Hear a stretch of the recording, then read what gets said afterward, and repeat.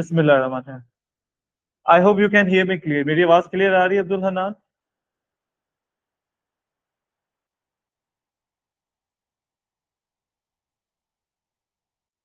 जी बेटा जी, मेरी आवाज क्लियर आ रही है आपको? जी सर। ओके बेटा जी, ultrasound, what do you mean by ultrasound? It is a sound which is having frequency greater than 20,000 or 20 kilohertz. अच्छा, हर्ट्स का मतलब क्या होता है? It is invisible for us, inaudible, sorry, we can not hear ultrasound. अच्छा, hertz का मतलब होता है वाइब्रेशंस पर सेकंड, और इसकी फ्रीक्वेंसी इज अबव 20,000 हर्ट्स का मतलब है it vibrates more than 20,000 in 1 second. कौन सी चीज है जो इतना तेज वाइब्रेट कर सकती है? बेटा, साउंड इज प्रोड्यूस्ड जब कोई चीज वाइब्रेट करती है, और जो फ्रीक्वेंसी उस ऑब्जेक्ट की वाइब्रेशन की फ्रीक्वेंसी वही साउंड की फ्रीक्वेंसी होती है। तो what can vibrate so fast, more than 20,000 vibrations in a second? तो वो होता है बेटा क्वार्ट्ज क्रिस्टल, इसे कहते हैं पिजो इलेक्ट्रिक ट्रांसड्यूसर।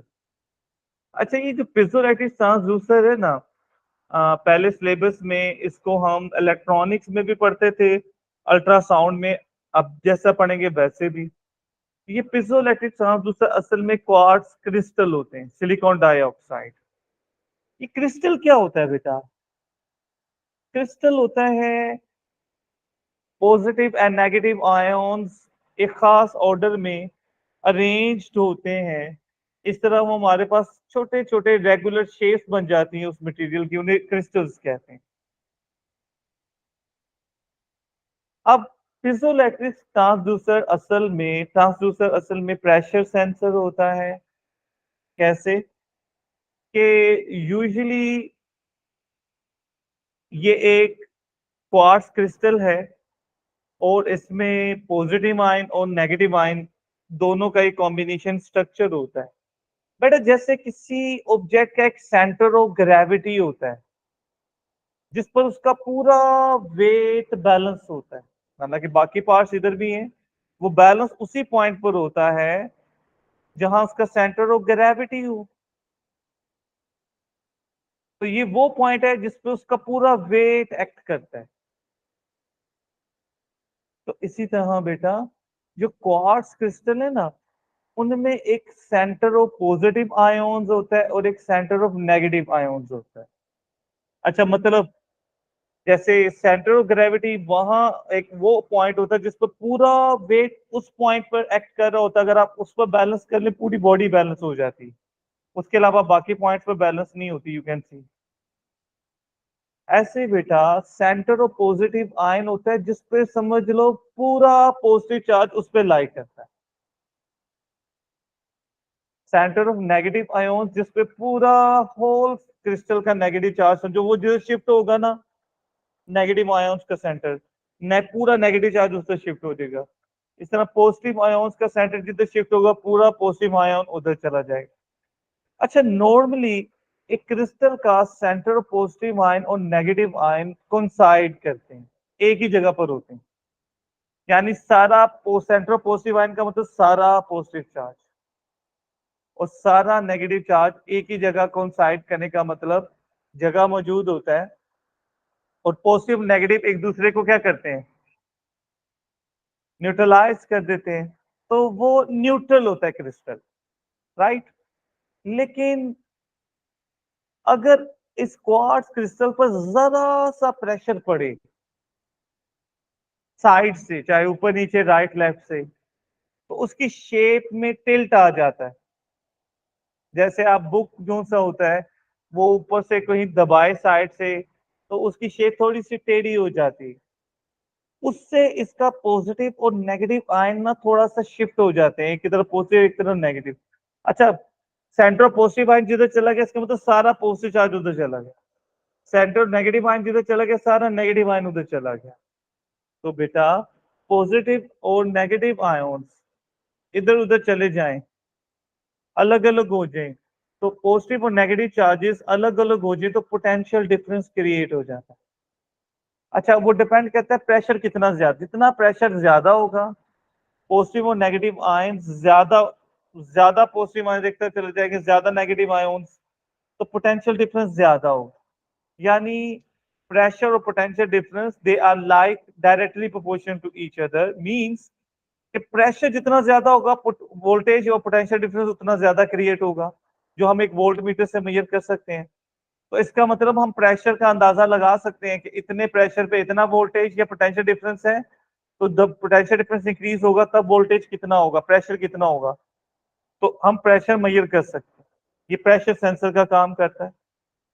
अच्छा, अब वापस आ जाए, हमने इसमें पढ़ा है कि अभी एक पीजोइलेक्ट्रिक ट्रांसड्यूसर जो कि क्वार्ट्ज क्रिस्टल है, जब इस पर प्रेशर पड़े तो पॉजिटिव और नेगेटिव चार्जेस उसके अलग अलग हो जाते हैं, पोटेंशियल डिफरेंस क्रिएट होता है। इसका एक ऑपोजिट एस्पेक्ट भी है, वो बता क्या, कि समझो ये क्रिस्टल है, हम उसके साथ ये टर्मिनल्स कनेक्ट कर दिए मेटल के, ये जो साइड पर रेक्टेंगल नजर आ रही, आप उसको खुद एक सोर्स से जोड़ दो। अब वो सोर्स बैटरी की होगी, पॉजिटिव और नेगेटिव है। फॉर एग्जाम्पल अगर ये साइड पॉजिटिव है, if you see, let's say ये पॉजिटिव टर्मिनल और ये नेगेटिव है, तो अगर पॉजिटिव इधर होगा तो जो नेगेटिव है वो पॉजिटिव की तरफ अट्रैक्ट हो जाएगा, और नेगेटिव जो से ये ग्रीन वाली सिचुएशन में नेगेटिव इधर चला जाएगा और पॉजिटिव इधर चला जाएगा। राइट, जब आयन इधर उधर हो जाते हैं ना तो ये शिफ्ट आ जाता है, शेप चेंज हो जाएगी। अच्छा, अगर हम ऑल्टरनेटिंग करंट दें तो क्या होगा, ऑल्टरनेटिंग करंट में पॉजिटिव और नेगेटिव चेंज होते जाते हैं। जरा कंसीडर कीजिएगा कि ये वाला टर्मिनल पॉजिटिव है और ये नेगेटिव है, फिर ये नेगेटिव और ये पॉजिटिव हो जाए, और वही टर्मिनल यहाँ, फिर दोबारा देखें, कंसीडर करें सर ये वाला, मेरा नेट थोड़ा इशू कर रहा था, आप रिपीट कर देंगे? तो ये रिकॉर्ड हो रहा है, यदि मैं रिकॉर्डेड शेयर कर दूंगा बेटा, नहीं ठीक है। ठीक है। तो ये टर्मिनल पॉजिटिव है, जब ये टर्मिनल पॉजिटिव होगा ये नेगेटिव होगा, तो ये नेगेटिव टर्मिनल इसकी तरफ टिल्ट कर जाएगा, पॉजिटिव इसकी तरफ। इस इनके शिफ्ट होने से शेप में थोड़ा सा टिल्ट आ जाता है। लेकिन जब टर्मिनल चेंज हो जाएंगे, ये पॉजिटिव वाला नेगेटिव बन गया और नेगेटिव वाला पॉजिटिव, तो अब ये ब्लू एरो शो कर रहे हैं, नेगेटिव बनने से अब पॉजिटिव इधर आ जाएगा, नेगेटिव इधर, तो शेप उल्टी हो जाएगी। तो हम ऑल्टरनेटिव करंट देते हैं जो बड़ी तेजी से टर्मिनल चेंज करता है, और बड़ी तेजी से इसके शेप चेंज होगी, तो बेटा कोई चीज आप बुक को पकड़ के ऐसे से हिलाएं, कॉपी को, तो उसमें से आवाज आएगी, वाइब्रेट करेगी, साउंड होगी। राइट, कॉपी को पकड़ के आप मेरे सामने नहीं है, आप जोर से हिलाएं तो उसमें से आवाज आएगी, वाइब्रेट करे, साउंड प्रोड्यूस। तो बेटा ये क्रिस्टल जब तेजी से शेप चेंज करता है वाइब्रेट होता है और उससे साउंड प्रोड्यूस होती है। राइट, अब ना खास बात, जो ऑल्टरनेटिंग करंट की फ्रीक्वेंसी होगी ना, जितनी तेजी से ये चेंज करेगा टर्मिनल, उतनी तेजी से वाइब्रेट करेगा, इससे जो प्रोड्यूस होने वाली साउंड है उसकी फ्रीक्वेंसी भी उतनी होगी।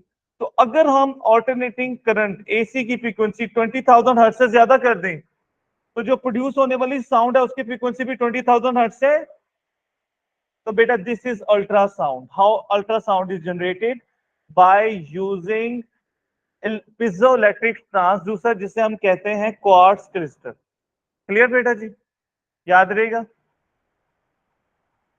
अच्छा जी, अब अल्ट्रासाउंड हमें सुनाई नहीं देती, इसको डिटेक्ट कैसे करते, इसको डिटेक्ट भी हम पीजोइलेक्ट्रिक ट्रांसड्यूसर से इसी से ही करते हैं।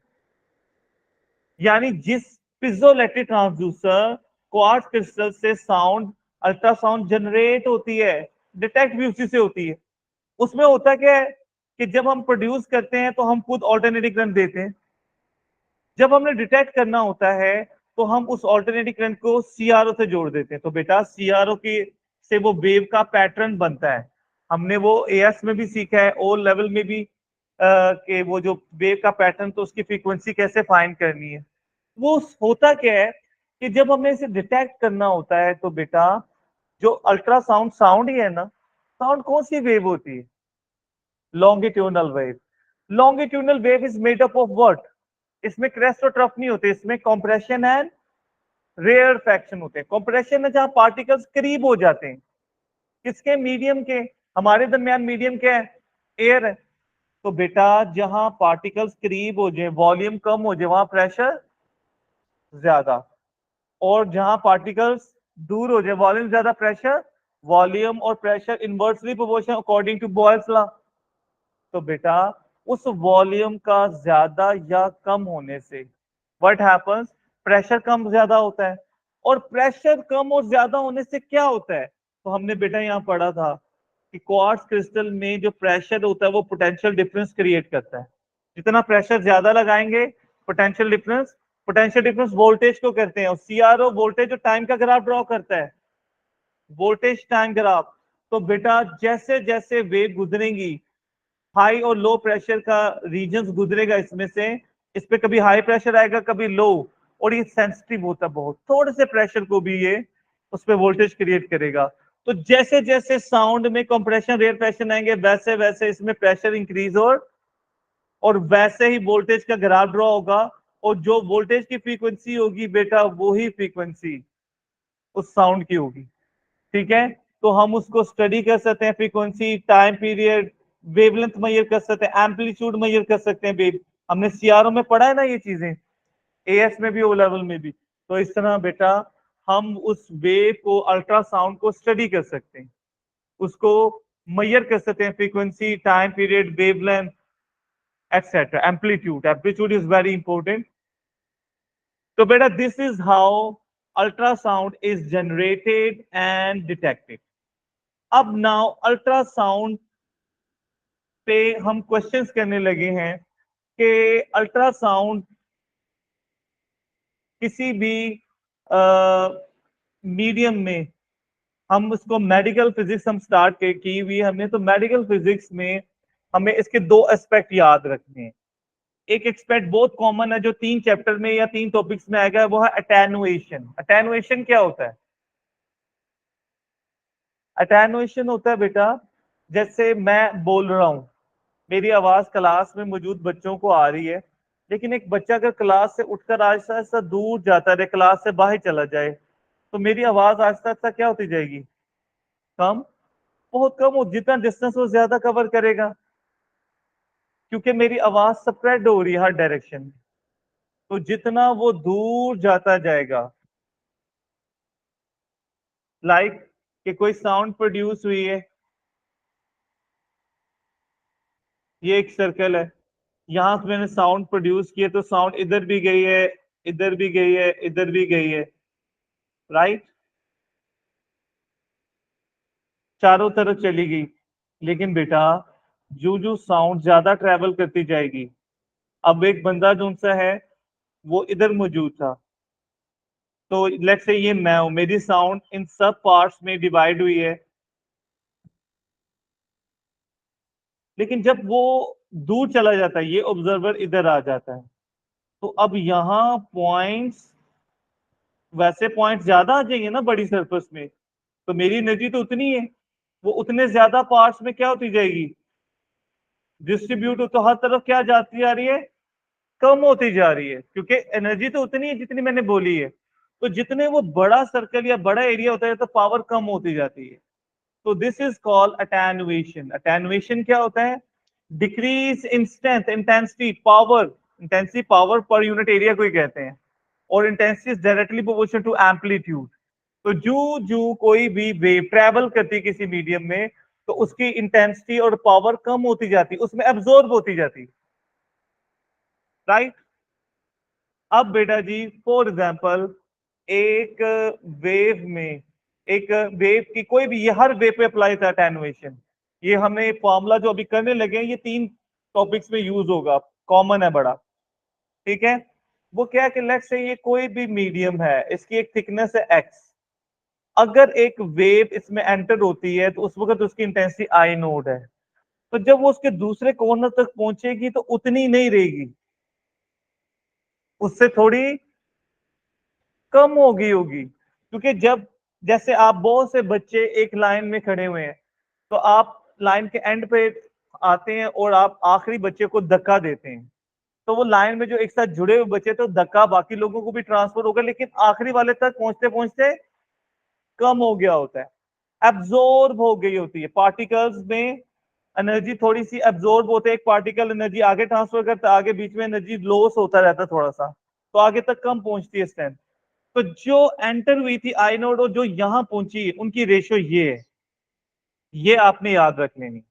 और कैसे याद रख लेनी है कि लेट से ये जो इंटेंसिटी एंटर हुई है वो I1 है, और जो यहां पहुंची है वो I2 है। I1 और I2 में याद रख लें, ऐसे रख लें, चॉइसेस जोड़। तो जो पहुंची है ना आखिर में वो ओरिजिनल से कम होगी, और उनमें जो रेशियो है ना वो इक्वल है e⁻⁻⁻x। बेटा ये ई क्या है? जैसे मैथ में एक नंबर पाई रेशियो एक वो बहुत दफा यूज हुई है, वो एक नंबर है 3.142, आगे भी चलता है वैसे। तो इतनी मरतबा यूज हुआ है कि उसको फिर वो नंबर लिखने की बजाय उसकी सिंबल उन्होंने यूज करनी शुरू कर दी है पाई, ताकि जहां भी वो यूज हो रहा हो तो पूरा नंबर लिखने की बजाय वो लिख दे, समझ आ जाएगा लोगों को। इस तरह बेटा ये जो ई नंबर है ना, ये आपके कैलकुलेटर में जहां पाई होता है ना नीचे, वहां ई की वैल्यू भी आएगी 2.718 इसकी वैल्यू, और आगे भी चलती है।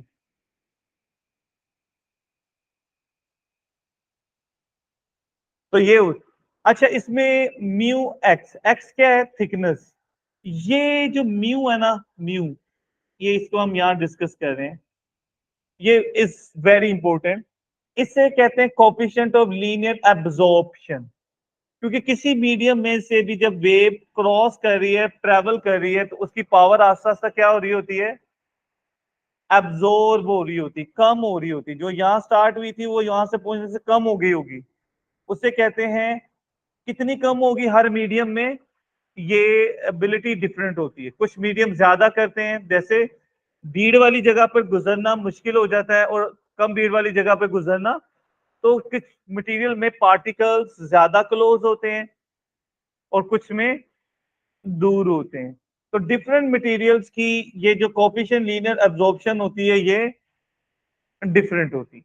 अच्छा, इसकी डेफिनेशन पूछी थी ना, linear coefficient of linear absorption की, तो इसकी डेफिनेशन ये फॉर्मूला ही है। आप फॉर्मूला ये वाला बोल दें या ये वाला बोल दें, चॉइसेस। क्या आप बताएंगे कि if an intensity I node of a wave enters a medium and leaves as intensity I after passing through x thickness of the material, then the transmitted, or you can say the intensity leaving the medium I will be equal to I node e raised to power minus mu x, or you can say the ratio of intensity leaving and intensity entering of the medium is equal to e raised to power minus mu x, where mu is the coefficient of linear absorption. X, sir ये क्या? जी बेटा। Sir ये जैसे sound से air में आप कह रहे हैं मीडियम की थिकनेस आती है, अगर एयर से एयर में जा रहे हैं तब थिकनेस क्या लेंगे? जी भी तब थिकनेस जब एयर से एयर, बेटा हर मटेरियल की अपनी वैल्यू है। आप एयर से एयर जा रहे हैं तो एक्चुअली यू शुड से कि ये मीडियम अगर एयर हो, फॉर एग्जांपल, तो अभी मैं एयर की तो एग्जांपल दे रहा था कि मेरे पास जो बच्चे बैठे हुए हैं उनको मेरी साउंड आ रही है, अगर वो मुझसे दूर जाते जाएं, आप एक स्पीकर से दूर बैठे हो और एक बच्चा स्पीकर के करीब बैठा हुआ है, तो क्या उनको इंटेंसिटी एक जैसी सुनाई देगी? जो दूर बैठा है वो उस तक पहुंचने में थोड़ी कम हो गई है ना। तो बेटा ये हर मीडियम के लिए होता है। तो वहां हम distance, x is the distance travelled, thickness of the medium का मतलब जितना वेव ने डिस्टेंस कवर्ड किया है, राइट? क्लियर? तो it is the distance covered inside a medium. याद रहेगा बेटा आपको? जी क्लियर? सर। अच्छा, ये जो लीनियर एब्जॉर्प्शन है ना बेटा, इसकी जो यूनिट होती है वो पर मीटर होती है। इसकी जो यूनिट होती है वो क्या होती है? पर मीटर, पर सेंटीमीटर। आपने बस उसको ध्यान रखना है कि ये जो एक्स है और जो म्यू है, इनमें एक रिलेशन वो आपने सिंक्रोनाइजेशन रखनी है कि अगर एक्स सेंटीमीटर में है उस फॉर्मूले में म्यू शुड बी पर सेंटीमीटर, या म्यू पर सेंटीमीटर है तो थिकनेस आपने सेंटीमीटर में ही रखनी है। अगर ये यूनिट का ध्यान नहीं रखेंगे तो आंसर गलत हो जाएगा। अगर आपका म्यू पर मीटर में है तो X should be in metres, बेशक वो सेंटीमीटर में दे, आपने मीटर में कन्वर्ट कर लेना, यानी यूनिट सेम। अगर ये पर मिलीमीटर में है तो thickness should be in millimetres. इन्होंने मल्टीप्लाई होना, ये यूनिट्स कैंसल आउट हो जाएंगी, सेम होंगी तो कैंसल आउट होंगी, याद रहेगा। अच्छा, अब ना आपने जो याद रखना है और जो सबसे इंपॉर्टेंट बात है वो मैं अब आपको बता रहा हूं। सपोज सपोज के ये एक मीडियम है which enters with intensity I note, enter हुई, ये गया है और ये यहीं से वापस आ गया।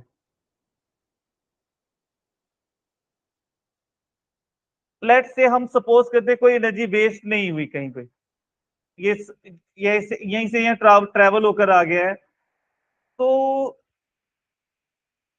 ये यहाँ पर I1, लेट से I1 ट्रेवल किया इधर तक, I2 पहुंचा और इधर वापसी में I3 होगी। अब ये I3 और I1 की रेशियो ये आपने कंसीडर करना, जरा 1 मिनट के लिए देखिएगा। पहले मैं उसे पूरा समझा रहा हूं फिर इसका शॉर्टकट बताऊंगा। अगर हम I2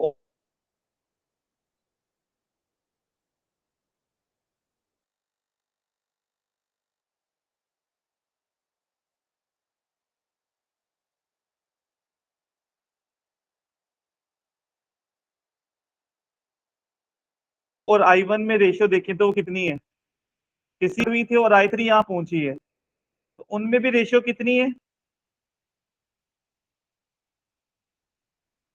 अच्छा, अगर हम I3 और I1 की वैल्यू फाइंड करना चाहें, हम ना इन दोनों इक्वेशन को मल्टीप्लाई कर देते।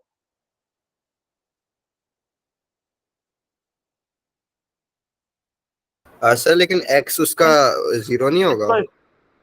जी अभी ठहर जाए, एक्स ये थिकनेस है जो डिस्टेंस कवर किया है, डिस्प्लेसमेंट नहीं है, डिस्टेंस है। एक्स जाते हुए भी कवर किया, आते हुए भी। अच्छा, इसको इससे मल्टीप्लाई किया और इसको इससे मल्टीप्लाई करेंगे, यानी इस क्वांटिटी को इससे, इसको इससे। अच्छा, ये सेम है तो ये स्क्वायर नहीं हो जाएगा?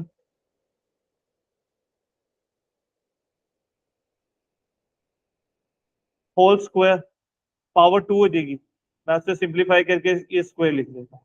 अच्छा, ये I2 से कैंसिल हो जाएगा, तो I3 ओवर I1 ये स्क्वायर हो गया ना, पावर्स मल्टीप्लाई हो जाती है ना आपस में, 2 म्यू एक्स से मल्टीप्लाई हो जाएगा, -2 म्यू एक्स। तो एक बात नोट करें, ये 2 मरतबा आई और गई है, तो ये कितनी होगी, e की पावर -2। सपोज ये समझना, ये पॉइंट ये बड़े आगे हेल्प करेगा कि अगर ये वेव जाती है, आती है, फिर जाती है, तो इस पहली वाली में और आखिरी वाली में जो रेशियो होगी, 3 मरतबा आई गई है, राइट। तो पहली वाली और आखिरी वाली में जो रेशियो होगी, जो भी फाइनल है और जो उसमें एंटर हुई थी, that will be e raise to power -3 mu. 4 मरतबा आए तो, अभी फिलहाल आपने 2 मरतबा के लिए ही गौर करना है। ये सर नेक्स्ट टाइम जब हम डिस्कस करेंगे अल्ट्रासाउंड कंप्लीट हो जाएगा, और उसके बाद हमारा जो मेडिकल फिजिक्स है उसमें एक्सरे स्टार्ट कर देंगे हम इंशाल्लाह। ठीक है सर जी बेटा। सही है, देखें अगर I1